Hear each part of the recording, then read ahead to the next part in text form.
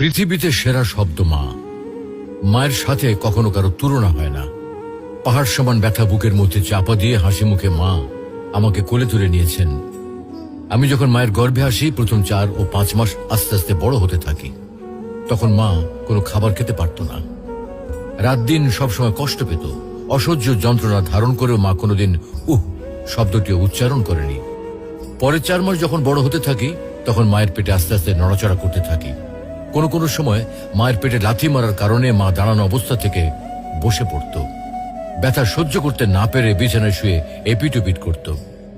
10 মাস পর যখন এই পৃথিবীতে আসার সময় হয়, তখন শুরু হয় মায়ের সীমাহীন কষ্ট আর ব্যথা।